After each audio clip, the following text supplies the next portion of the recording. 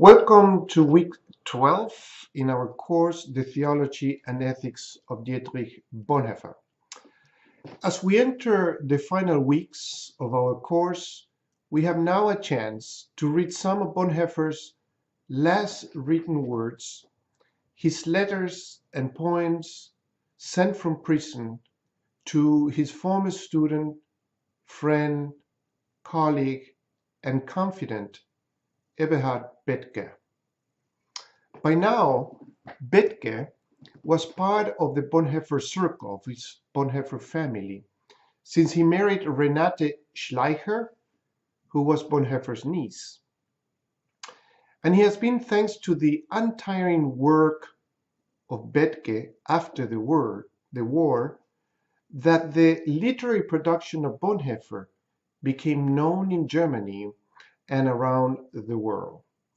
It is hard to understand today that Bonhoeffer was largely unknown in the church and theological circles of his day until Bethge published Bonhoeffer's letters and papers for prison, which we are reading some of these letters during this week.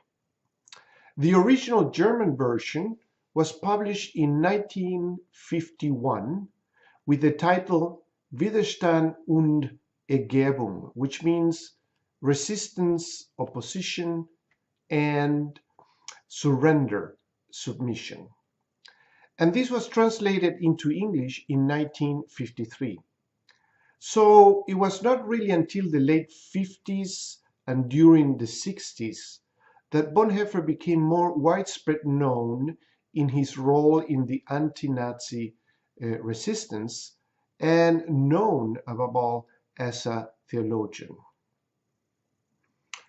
So these letters have a deep significance to me because it was my first point of entrance into Bonhoeffer's theology, Bonhoeffer's life.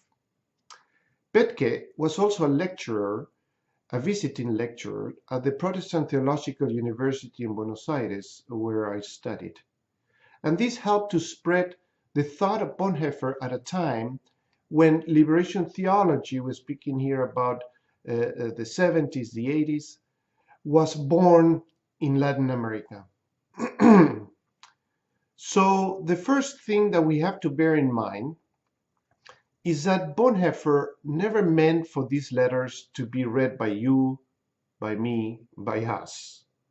They are personal letters written mostly from prison, with the exception of the first few ones that we have in our text. Most of them are written from the prison of Tegel, which is close to where Berlin's international airport is situated today. And these letters were smuggled out of prison to Bethge, a Bethge that by this time was drafted by the Wehrmacht and sent to the front. Eventually, Bethge will also be imprisoned and later on liberated as the Soviet troops were advancing from the east. So Bonhoeffer is sharing with his friend and confidant ideas, hopes, state of mind and soul, secrets, affections, fears, as well as the seeds of new theological, what I call memes or tropes, that in time will give rise to countless interpretations, essays, books, and even new theological trends in the 60s called the death of God theology, like for example in Thomas Altizer, and another trends called secular theology, like with the names associated with the names of John Robinson and Harvey Cox, among others. But I prefer to see these ideas that we are going to read now in these letters, not so much as a novelty, but both as a conclusion as well as a starting point for his particular Lutheran, radically incarnational, hyper-Alexandrian Christological view. So as you read, remember Bonhoeffer's Christology as it appears in texts that we have already read, like Christ the Center, Life Together, and of course, throughout his ethics. You will find much of these controversial statements in these letters from April to July of 1944. There you will hear about Bonhoeffer's view of his time's theological scenario. He, for example, will criticize Karl Barth and Rudolf Buhlmann, who probably were the two most prominent theologians in the German-speaking world, and they were so for many, many years, even after the war. And you will also hear about these new enigmatic radical concepts that appear especially in these letters from April to July of 1944.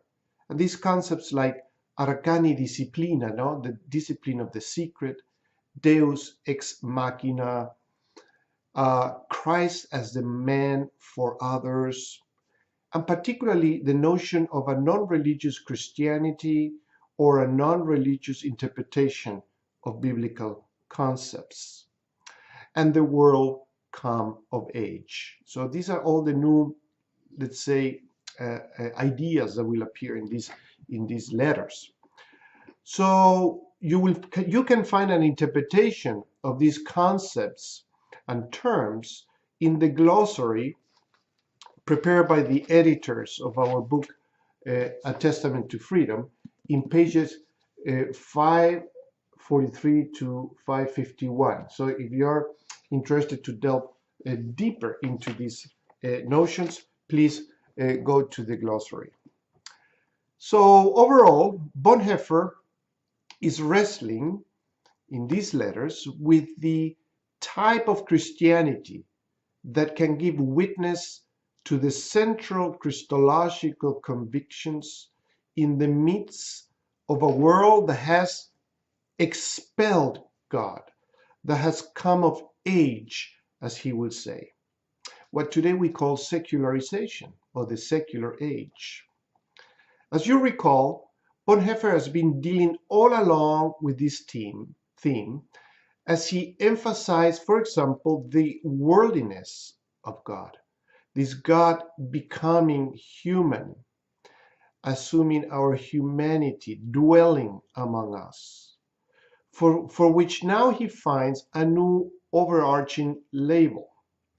I am sure that these sometimes cryptic passages in these letters will nonetheless inspire in you a reflection as to how we can engage the secular world in a positive, non-reactionary way.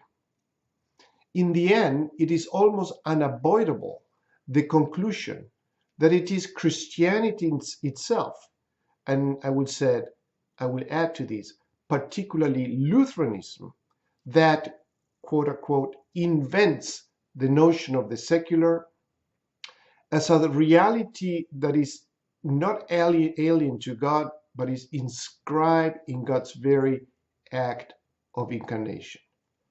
Excuse me. Finally, we will have a taste of Bonhoeffer's poems, also written from prison.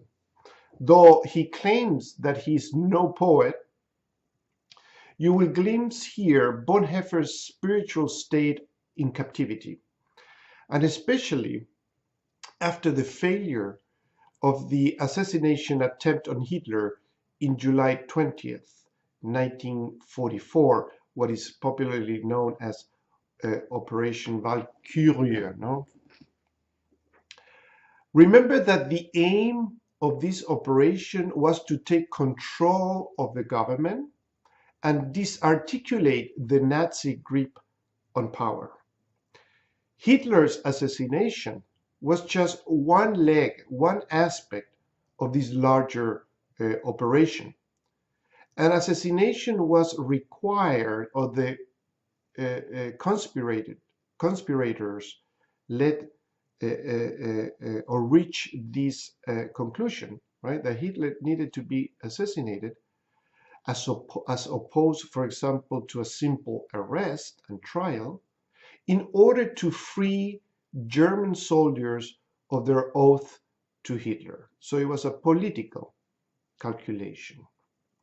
In any case, the poems, especially the one entitled The Death of Moses and Jonah, seems to capture the mood that befell Bonhoeffer after the failure of this attempt to take power in Germany and get rid of the Nazis.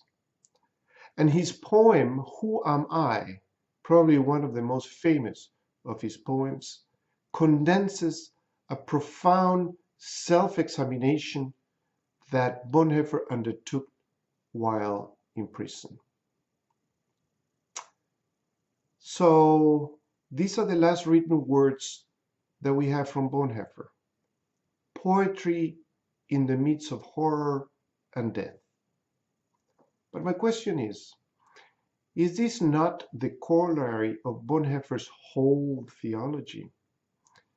Is this not the expression of a theology of the cross that trusts that only a suffering God can help? That in the midst of powerlessness, there is a new strength, a new courage to be. Enjoy the readings.